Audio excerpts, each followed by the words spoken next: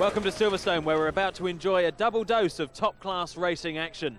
We're hoping the return to British soil will be a boost for our Formula 3000 drivers who've had a poor start to the season. That race is later in the programme. But we start with the GTs, where there's a real chance of a home win. Last time out in Germany, it was 1-2-3 for reigning champions Mercedes. Experienced Klaus Ludwig and young Brazilian ace Ricardo Zonta sharing the top of the podium. Their closest rivals this season could well be Porsche. Scotsman Alan McNish put the new car on the second row at Oschersleben, but a spin and a broken drive shaft wrecked the weekend.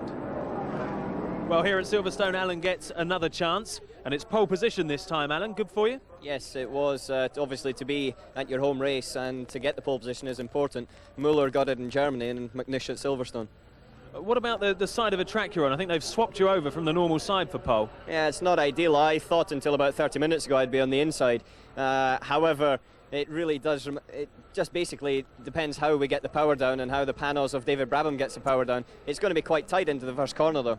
We know these Porsches are fast. Are they reliable? That could be the big test this time. We weren't in Germany, but we did fix the problems the next day. They were small problems, but they were enough to put us out. We don't think we'll have those same problems again.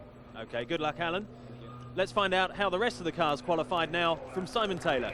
McNish's teammate Uwe Altson's on row 2 next to the fastest Mercedes of Oschersleben winners Klaus Ludwig and Ricardo Zonta. But on the front row is the front-engine Panos, and that's thanks to David Brabham.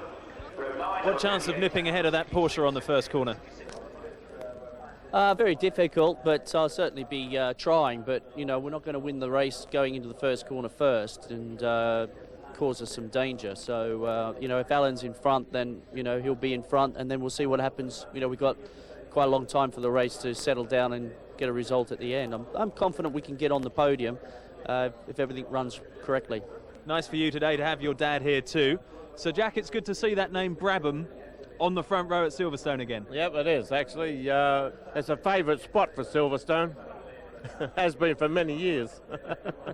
Do you take great pride in the racing activities of all your sons? Ah, yes, obviously. Yeah, they keep me busy running around, keeping track of them all, and it's great to be at Silverstone on a day like this, of course, and see him on the front row. That's great. In GT2, reigning champion Justin Bell has failed to keep his full-time seat in the Chrysler Viper team, but he's here at Silverstone. His car's qualified third in its class, and the starting driver is the German Karl Wendlinger. But Justin's hoping to impress on his home turf and earn his drive back. There's a point to prove here. Point to prove, but God, I thought I did that last year. I mean, you know, much more can you prove, really? But, you know, it's an excellent squad. I'm so pleased to be racing with Karl because, you know, he's obviously a top talent, and in between the two of us, and we're the same size. So it's a bit nicer than some of my weenie teammates I had last year. Conditions are perfect here at Silverstone. The full Grand Prix circuit, of course. Lots of fast open corners for the big GT cars to use their full 600 horsepower. So it could be a big day for Alan McNish and Porsche. Settle back and enjoy the race with Simon. Lots of GT1 and GT2 variety on this big grid as they come round for the rolling start, headed by Alan McNish. Alan McNish's Porsche and David Brabham's Panos at the front. Then Porsche and Mercedes. The light is green. They're away, and Alan McNish makes a perfect start down the straight into the first right-hander at Copse Corner. Alan McNish leads. Behind him, the Panos has got second place. One of the silver Mercedes going into third, just ahead of Uwe Altson's Porsche, and then the rest of the field all shuffling and jockeying for position as the leaders go away from Copse, down the slight incline, through the fast Maggots curve and down to Beckett's. It's McNish, then it's Brabham. Ludwig going into third place just ahead of Uwe Altson's Porsche, reversing their grid positions, so it's Porsche, Panos, Mercedes, Porsche, Mercedes, and they're fanning out now on the long Hanger straight up to 190 miles an hour before they get on the brakes and flick into the right-hander that's Stowe Corner. There is the Mercedes of Ludwig in third place, but look at both McNish and Brabham making a little bit of a break. Ludwig then still in third place. Uwe Altsson is fourth. Then it's the side by side there. That was Bernd Schneider trying to move up, and it's done him no good at all. Bernd Schneider's lost a couple of places trying to elbow past the blue Mercedes there of Christophe Bouchou. and that has delayed the silver Mercedes with the yellow mirrors for a moment. They're up already to Abbey Curve, the tight chicane now at Abbey Curve, and already the leaders coming into our sight under the bridge, the tight right-hander at Bridge Corner. Alan McNish magnificently leading for Scotland and for Germany, of course, in the Porsche, but in second place, that front-engine Paynos, that grumbling car with its thunderous American V8 engine note. That's David Brabham in second place. There's Klaus Ludwig with the red mirrors on the silver number 2 Mercedes. Ludwig in third place, and we see once again, look at the silver Mercedes of Bernd Schneider coming inside the blue Mercedes of Christophe Bouchou. Bouchou takes his line. Schneider has to come off the power, and look, going round the outside of him there in the green Porsche, that was Michael Bartels. Not a good manoeuvre at all for the reigning GT1 champion, but it's a long race and he's going to come back. McNish, meanwhile, starting to ease away, but still that silver Paynos in his mirrors, and a cloud of dust at Brooklands. Somebody's gone off. It's one of the Mercedes. It's Jean-Marc Gounon who has put the Mercedes deep into the gravel. I would suspect he's out of the race, as once more we watch McNish sitting relaxed in that tiny, tight little cockpit inside the GT1 Porsche. They come onto the start-finish straight once more. The Paynos in second place, Mercedes third, Porsche fourth, Mercedes fifth. And the Paynos is actually, if anything, starting to close a little bit on Alan McNish, dropping the other two, the queue behind them, Mercedes, Porsche, that battle going on. But the American V8, the Paynos, the interloper in this battle of Stuttgart. Walking in now, Jean-Marc Gounon. You seem to be struggling from the start there. Yeah, because since yesterday we have got a problem on this car, and we have big snap oversteer, and we didn't find a way, and since 4 laps on the radio I was asking to come in because it was undrivable. Someone else in early trouble, it's the Dutchman Jan Lammers coming into the pits in the Bitter, the car that ran last year as a Lotus. And meanwhile, here come the leaders, McNish and Brabham pulling away. Then in third place, it's Ludwig. There he goes in the silver Mercedes, and he's got Uwe Altzen and Christophe Bouchou behind him. Then the green Porsche, which is Michael Bartels. And it's interesting that McNish and David Brabham seem to have a bit of extra speed. That's Twan Hesseman standing by the Bitter. Jan Lammers already out of the car, and there's our GT2 leader. That's the brilliant German girl, Claudia Hürtgen, who is leading the Vipers at the moment. Second place battle now, and Uwe Altzen is right up with David Brabham suddenly. But Nish is ahead, but Uwe Altzen has decided it's time to make it a Porsche 1-2, and David Brabham under real pressure now. The headlights blazing on that silver front-engine Paynos. Tremendous cockpit heat inside this car because the exhaust pipes are literally wrapped over the driver's legs, and Altzen running wide in his efforts to try and get closer and closer to David Brabham. There's traffic in front of them. They're starting to lap the slower GT2 cars, and David Brabham working very, very hard in a car that is quick in a straight line, but is not as good under braking and not as quick in the corners as is the much more up-to-date GT1 Porsche behind. They're gobbling up the slower cars now. They come down towards Copse. A brief hesitation there for David Brabham. Into the pits, it's the leader. The leader's in the pits. Alan McNish has a problem. He's in much too early. This is not a routine stop. Alan McNish in the pits. The Paynos is in the lead, and it's not, because briefly Uwe Altzen gets ahead. David Brabham keeps the door slammed shut. David Brabham continues to lead for the first time in its FIA GT Championship career. Paynos is leading, and there's poor Alan McNish. A bitter pill for him. They're taking the engine cover off the formerly leading Porsche. McNish in bad trouble. So far this season, these dramatic new GT1 Porsches have been very fast, but they haven't yet shown themselves to be reliable. But the battle for the lead goes on. They're just swallowing up the smoking bitter of Rainer Bonnitz-Muller. Still the Paynos has the lead. Still Uwe Altzen pushing hard, and through the traffic they go. We watch from Pedro Lami's Viper. He's battling for the GT2 lead alongside Porsche number 56 of Claudia Hürtgen. And the fourth place battle was barging through. You saw Schneider very nearly having contact. This fourth place battle is Bouchou in the blue Mercedes, Bartels, Grau and Schneider, all four running of them together. The green Porsche, that's Sandy Grau, still that smoking bitter getting in everybody's way. We've got a yellow flag. Off goes another blue Mercedes. That's Christophe Bouchou now. Christophe Bouchou, who was holding that fourth place, has gone off into the dust, deep into the gravel. at Copse Corner, well dug in. Of course, under GT regulations, they can drag him out. If the car isn't damaged, he can carry on, but of course he's absolutely lost his 4th place. That battle going on between Bartelsgrau and Schneider. We see it again. Left his braking too late for Copse, backwards off into the gravel. And Alan McNish, meanwhile, sitting frustrated, stony-faced. They're shutting him in. They're going to refuel the car now. They're not allowed to refuel while they do anything else. The Marcos is in trouble too. But Alan McNish, they're going to try and get him out again. He's lost a lot of time in the pits. There they are moving the Christophe Bouchou Mercedes. Bouchou still sitting in the car. The front wheel's not even going round because the car is beached on the gravel. And here's our GT2 battle once more. Pedro Lamy and the White Viper on the tail of Claudia Hurtgen in the blue and silver Porsche, tries to go inside. Claudia gets the door well shut, and still the Porsche leads the Viper in GT2, just as the Paynos leads the Porsche in GT1. That battle still going on, still the Paynos leading the race as Claudia Hurtgen leads GT2, and Bonnetsmuller has finally stopped in the pits in that smoking bitter. They remove the engine cover, and I wouldn't think we're going to be seeing that car again.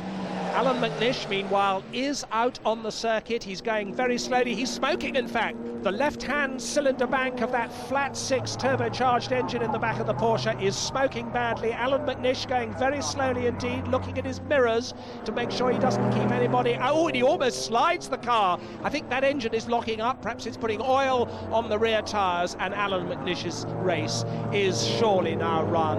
And what a bitter shame for the young Scotsman. Started from pole position in the very quick GT1 Porsche, turns the headlights off, the race is run. But headlights still ablaze for that Paynos out in front, lapping the GT1 McLaren, the black McLaren there of Jeff Lees and Thomas Boucher. Thomas Boucher at the wheel at the moment. But the Paynos eases away a little bit from Uwe Alsen, then has to slow a little to go round that slower GT2 Porsche, and once more Uwe Alsen is right up with him now. The silver front engine Paynos with the big thunderous V8 engine. David Brabham, the Australian, at the wheel. Uwe Alsen tucked into the slipstream now in the Porsche, as he has been for several laps. And behind, a little bit of Mercedes team tactics there. The yellow mirrored car, that's Bernd Schneider, going past the red mirrored car, which is Klaus Ludwig.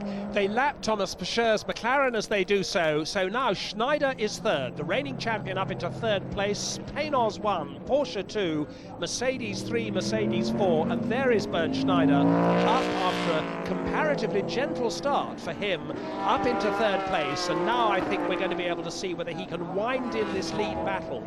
Puffs of flame from the twin side exhausts of the Paynos as David Brabham works really hard to try and stay ahead of Uwe Alsen. That's the 5th placed Porsche of Michael Bartels, the green one, as we see once again the McLaren being lapped by Schneider, the black McLaren driven by the wealthy German banker Thomas Boucher. Schneider comes through the heat, driving really hard, the car dancing under braking into Copse as he, in third place, strives to get closer to this battle for the lead. David Brabham leads through the fast sweeps of maggots, but Uwe Alsen is dogging his every move, and Alsen has to hit the brakes, almost goes into the back of David Brabham there, falters briefly. Brabham has a little bit of a breathing space. Schneider is getting closer and closer. They're on the Hanger Straight now, headlights ablaze from the Paynos. Brabham leads Alsen, leads Schneider, the three of them tied together up to 195 miles an hour on the brakes now. Alsen's going for it on the inside, and they've touched, and the Paynos is off. Brabham backwards off the track. Alsen goes through. Schneider has passed both of them. Schneider takes the lead. Brabham is in the dirt. Brabham is off, and he will be absolutely furious. There's Schneider in the lead. Uwe Alsen still in second place, but now behind the Mercedes. We see it again, and as Brabham goes to take his line, Alsen is coming down the inside already. A collision is absolutely inevitable.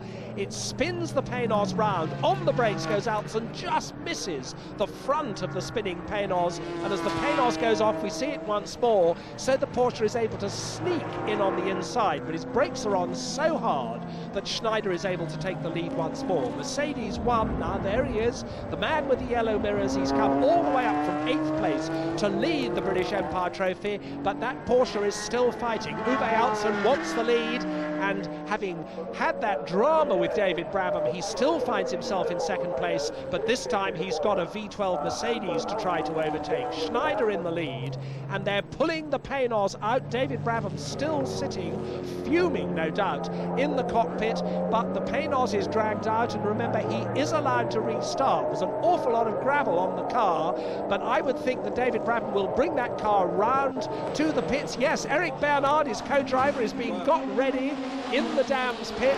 They're hastily getting Eric Bernard togged up earlier than he thought he was going to have to be ready, because they know that David Brabham is now coming round to the pits. Eric Bernard runs to the front of the pits. He's going to have to take over. Bernd Schneider pulling away now from Uwe Altsson, who's been dogged by a couple of backmarkers. Well, actually, those backmarkers are the GT2 leaders, as back onto the track now goes David Brabham. David Brabham, under his own power, starts off, gravel pouring off the underneath of the car. David Brabham on his way back to the pits, as Bernd Schneider is on his way in the lead. Schneider the leader for Mercedes, Uwe Altsson in 2nd place for Porsche, Klaus Ludwig 3rd for Mercedes, Michael Bartels 4th for Porsche. That's Norbert Haug, the Mercedes boss, as here comes their man, Bernd Schneider, leading comfortably onto the start-finish straight now. Comes out of Woodcote Corner, down the short straight that will take him to Copse Corner, gets up to about 165 miles an hour here before he goes through Copse in 4th gear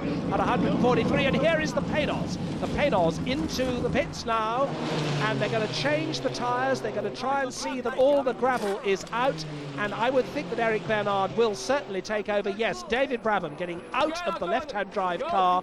Brabham is out. In gets Eric Bernard, and you can see the frustration and annoyance and weariness in all of Brabham's body language there. But Eric Bernard has the door shut, and away he goes. Eric Bernard back into the race. They've lost several laps. They're well down the order. David Brabham, meanwhile, goes away to think about this incident, which is going to haunt him for a long time. How must he feel now? Gutted, really, because the car was performing well. We were struggling a little bit with grip. It's just unfortunate someone would do such a stupid thing. To go down the inside there from too far back is just ridiculous. I'll have a word with him later for sure. So will the stewards. They've awarded Altsson a 30 seconds penalty, but meanwhile this man has come out on top. Bernd Schneider leads at Silverstone.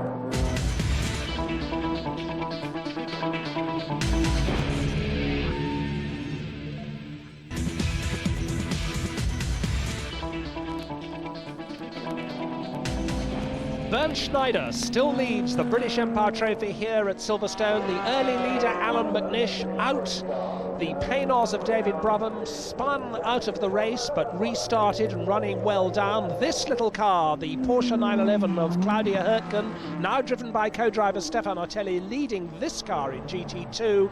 That's the Pedro Lamy Viper, driven now by Olivier Beretta, and their teammate, the second Viper of Carl Wendlinger and Justin Bell in the pits now. Justin Bell is being strapped in to take over this car for the first time from Carl Wendlinger. They're refueling the car. As soon as the refueling is finished, they start changing the tyres, but they're taking the bonnet off. I think there's a problem with this car. Justin Bell waiting to take it out, but the bonnet is coming off on Justin Bell's Viper.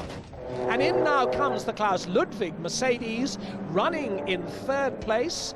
Klaus Ludwig comes in, Ricardo Zonta, the very talented Formula 3000 champion, taking over, and Justin Bell's smoking Viper is being wheeled back into the back of the pits. That's a tremendous shame for Justin Bell. This was the race that he wanted to earn back his drive in the Chrysler Viper team, and in comes the leader now.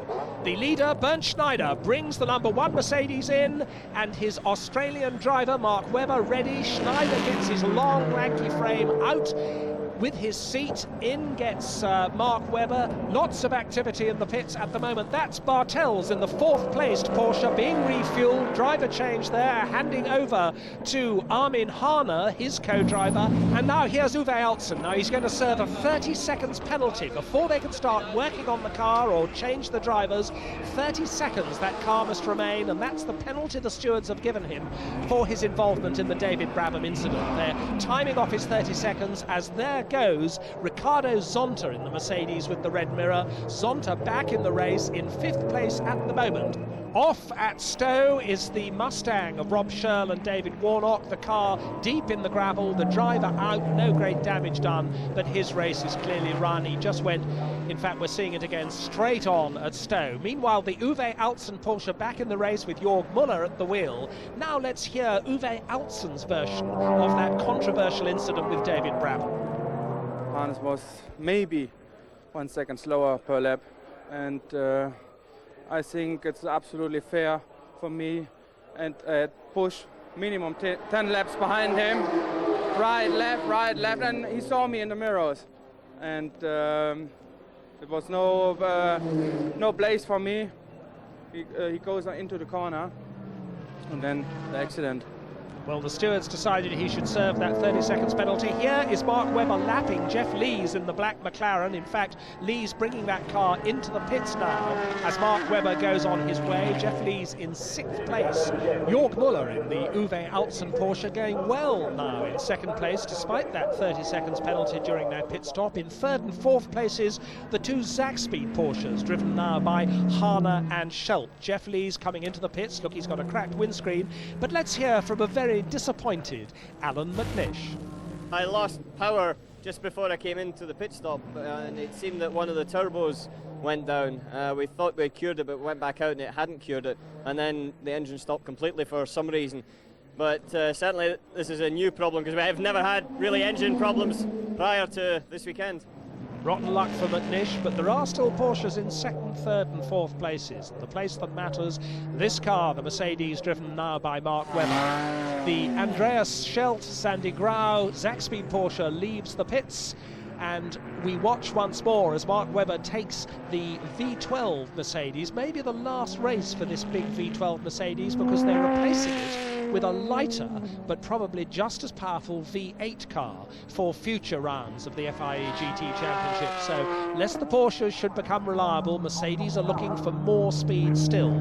Well, there's a lot of speed being shown by Jörg Müller, because that 2nd place Porsche of Jörg Müller is really going quickly now. Jörg Müller is starting to wind in Mark Webber.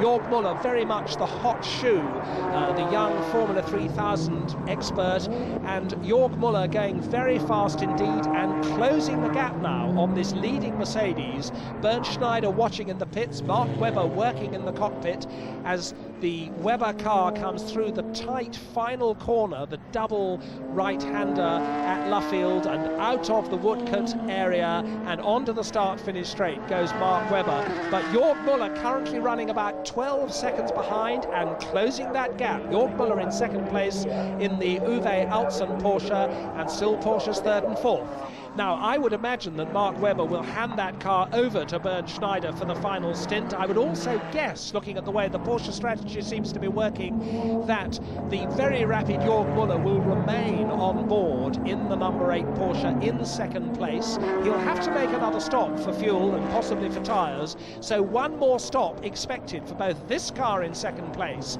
and the leading Mercedes, but they're running very, very close indeed. Here's a puncture for the Franz Conrad Nick Ham 911 in GT2. Claudia Hurtgen and Stefan Ortelli, incidentally, who've led GT2 for so long, they're out with a blown engine. The Pedro Lamy Olivier Beretta Viper, the big Chrysler, leads GT2, and still Jörg Müller is absolutely storming. He's chipping away at the lap record here on the Silverstone Grand Prix circuit, the lap record for this year's GT1 category, and he's gobbling up these back markers, driving very, very determinedly indeed. The 911 there keeping out of his way. Jörg Müller pushing all the time. The gap between him and the leading Mercedes now down to 10.6 seconds. This Silverstone race is going to be a fight all the way to the flag. And we've got some dust at Luffield. Somebody's off. It's one of the little GT2 Porsches. That's Bernhard Müller in the multicoloured Michael Trunk car. And we've also got a Viper, a Chamberlain Viper, coming very slowly into the pits, rather silently. Looks as though it's out of fuel. That's Matt Turner in the number 54 Viper, and he's getting the marshals' help to get him down to Hugh Chamberlain's pit. Into the pits now, Ricardo Zonta. Now this is a late extra stop for the Mercedes. They're giving it some more fuel. They're looking at the tyres, in also the Panos, which has come back up to 7th place. David Brabham doing a sterling job, but an unscheduled stop for them, which will lose them that 7th place, although they're going back into the race in 8th. Now the leading Mercedes, is it going to need some more fuel like Ricardo Zontas did? Bernd Schneider back at the wheel. There's Mark Webber watching with Norbert Haug. Bernd Schneider driving as hard as he knows how. And look, they say fuel question mark in the pit signal. Fuel question mark for Bernd Schneider. Is that car going to need an extra stop right at the tail of the field? If it does, it could lose him the race, because don't forget, Jörg Müller in 2nd place is close behind and is absolutely charging in the GT1 Porsche. So what Bernd Schneider's got to do in these closing stages here at Silverstone is keep the pace up so that the Porsche behind him doesn't creep too close, but he's got to preserve fuel. It's a balancing act for Bernd Schneider. He's walking a tightrope in the lead here at Silverstone, and the Jörg Müller Porsche is getting closer and closer. Ahead of Bernd Schneider now is the green Porsche. That's the Michael Bartel's car, which is almost a total lap behind him in 3rd place. Michael Bartel's Porsche 3rd, Jörg Müller's Porsche 2nd, and there's the pit signal going out to the 4th place Mercedes. That's Ricardo Zonta's car, which might have got that 3rd place if it hadn't been for that very rapid late fuel stop. And still Bernd Schneider reeling off these laps, and we're still wondering whether he is going to have to make a final fuel stop. Can he get the car to the finish? He's sitting behind Michael Bartels, making no effort to lap him at this stage, but the gap on the last pit signal that we saw was 14.6 seconds. By my timing, it's come down a little bit on that. So Schneider maintaining the gap, but just losing fractions of it, lap by lap. In fact, Schneider doing a masterful job of keeping just out of Jörg Müller's reach in these closing stages, but he hasn't got time to make that fuel stop if he has to. There's Michael Bartels in the dark green and red Zaxby Porsche in 3rd place. And there's Schneider's next pit signal. It still says fuel question mark. 13.2 seconds was the gap there as Schneider elbows his way past one of the slower back markers. That was one of the 911 Porsches, gave Schneider a bit of a moment there, but Schneider follows on with the 3rd placed Porsche still in front of him, still playing this sort of balancing act to try and keep position and try and preserve fuel in these closing stages. His teammate, remember, did stop for fuel, and we're seeing that moment with the back marker for Schneider. Bartels goes by, the Porsche moves across, and nearly takes the front of the Mercedes out of the way. Naughty boy Gerhold Ried in that 911, still keeping the door shut before Schneider elbows his way past on the following right-hander. And that's always a problem you can have in these events, but now Schneider has gone ahead. On this final lap, Schneider goes ahead of the 3rd placed Porsche to lap it. Schneider leads. It's still Jörg Müller in 2nd place. And Schneider now knows that the checkered flag is waiting. He obviously believes he has got enough fuel to get himself to the finish, and now he's charging for it. Now Bernd Schneider goes for the checkered flag in the silver V12 Mercedes. The Mercedes crew watching. That's Norbert Haug, looking pensive, hoping that nothing's going to go wrong on this final lap. But Bernd Schneider feels everything's going to be all right. The checkered flag is waiting. He comes onto the final start-finish straight, and Bernd Schneider crosses the start-finish line to win the British Empire Trophy for Mercedes. And of course, his Australian co-driver Mark Webber played his part as well. Mark Webber's 2nd GT race and his 1st victory. Yeah, really, really good. I mean, Bernd did the first stint, I did the second stint, then Bernd finished. I mean, the pressure was there for the whole race. It was very difficult. So it was a tough race, but a good one. Good for GT racing. And a great Mercedes win for Schneider and Webber. But look at the times. Uwe Altzen and Jörg Müller just 8 seconds behind them after 312 miles of racing. Porsche finished 3rd, Mercedes 4th, and Porsche 5th. And here's Bernd Schneider, the man who brought the car to the finish, delighted with his 1st win of the year. Bernd, congratulations. Good to get that 1st win under your belt this season. It was not quite easy, especially in the beginning. My start was not that good, but after a couple of laps, everything went very well. The car was perfect balance, and the guys did a fantastic job to give me such a good car. The Mercedes mechanics getting the spoils of victory there. One man perhaps not quite so happy with life, Alan McNish, pondering what might have been. But the top Brit in 6th place, Jeff Lees. It's surprising what it does for you. If there's a good chance of scoring points, it keeps you going. The most enjoyable drive you've had for a while? Yeah, I've enjoyed it. Yes, I always enjoy it anyway, to be truthful. In GT2, no glory for Justin Bell, but his Chrysler teammates Olivier Beretta and Pedro Lamy beat a phalanx of Porsches by a clear 2 laps. In the GT1 Drivers' Championship, Bernd Schneider and Mark Webber lead on 14 points, 1 point ahead of their teammates Klaus Ludwig and Ricardo Zonta. So Mark Webber and Bernd Schneider have a lot to celebrate on the winner's podium. After the break, we'll have the Formula 3000 race from Silverstone.